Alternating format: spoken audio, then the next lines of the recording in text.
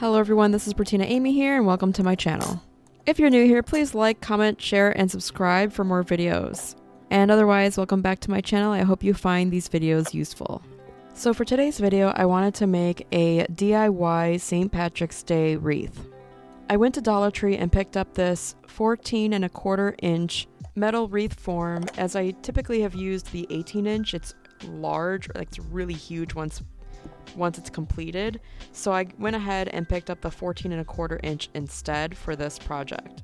I saw that my Dollar Tree had 3 packs of these St. Patrick's Day mesh in the sort of plaid look of mostly green, black with a little bit of gold down it, and I just thought it was so pretty, and I was so excited that there was at least 3, and I knew 3 I could probably get away with for a 14¼ inch wreath form. If it was an 18-inch one, I would definitely need at least double that.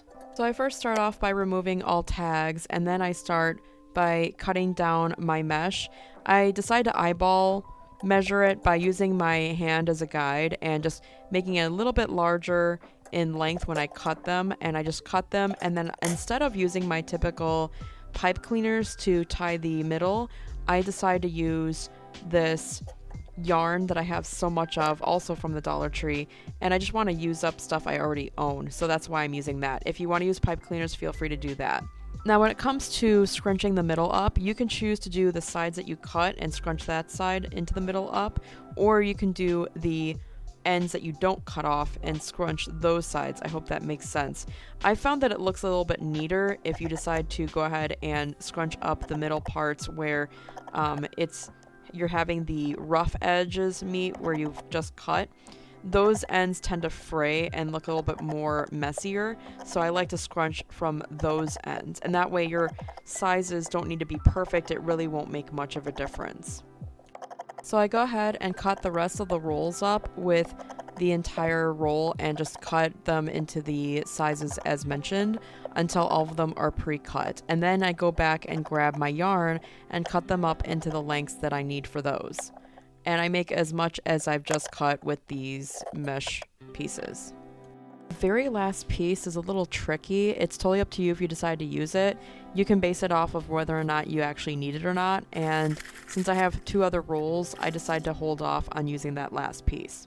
So this is what the wreath looks like with just 1 roll all attached to the wreath form, and I have 2 other rolls. The second roll is brighter than the other 2 rolls, so I decided to do that one last and start with the next one that matches the original.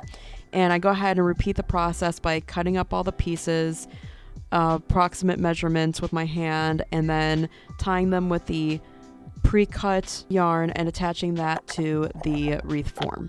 Altogether, I probably had about 24 tied ribbons or mesh pieces per roll, with a little excess from time to time, depending on how well I cut close to my hand and things like that, since this was just being eyeballed. And now this is all 3 rolls on here, and I do like the way that's looking. I did try to disperse the brighter one throughout the other pieces just as evenly as possible. So like about every 2 pieces I added a brighter one, just to give it some, that way it's not like there's big clumps of big bright pieces or something like that. That way it's more evenly dispersed, if that makes sense.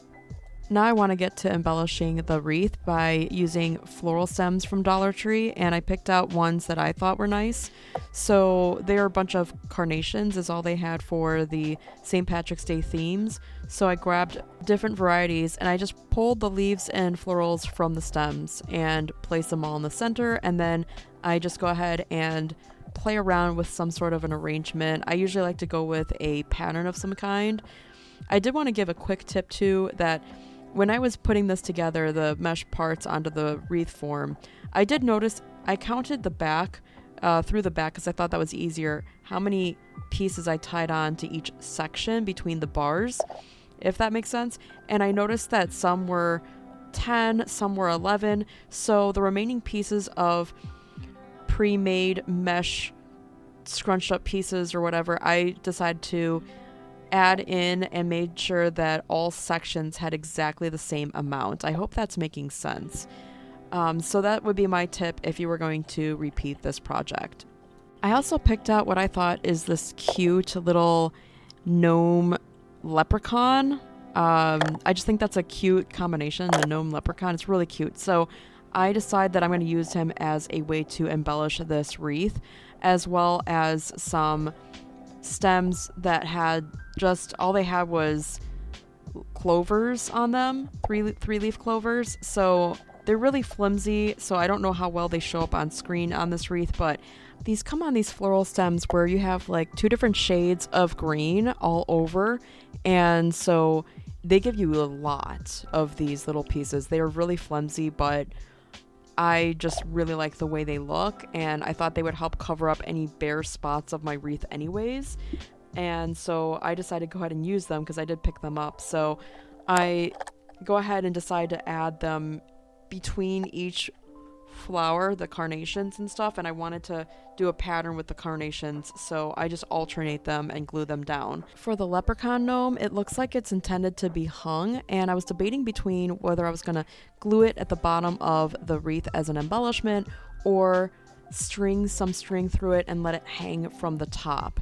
And I really didn't like the plastic look of the loop at the top of this gnome, and so I was playing with the idea of taking one of the 3-leaf clovers and covering it up and gluing it on there instead.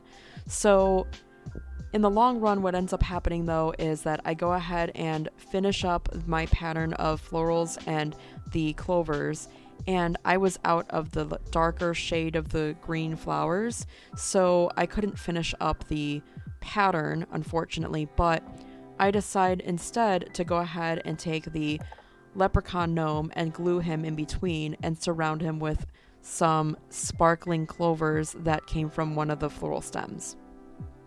And here I'm actually going ahead and gluing 2 pieces of the clovers to each other so that it's not as flimsy, so that when I put it on the gnome it stays better than just being floppy.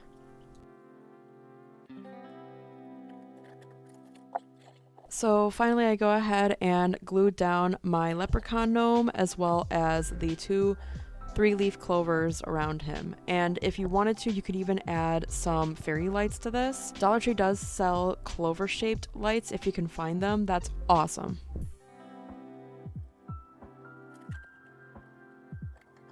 I really love the way that this project turned out. Let me know what you think in the comments below.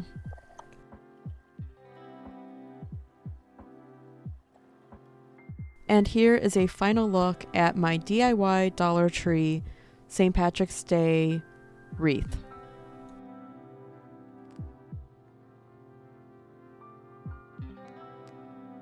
If you enjoyed this video, please like, share, comment, and subscribe for more, and we'll see you in the next one. Thanks for watching. Bye.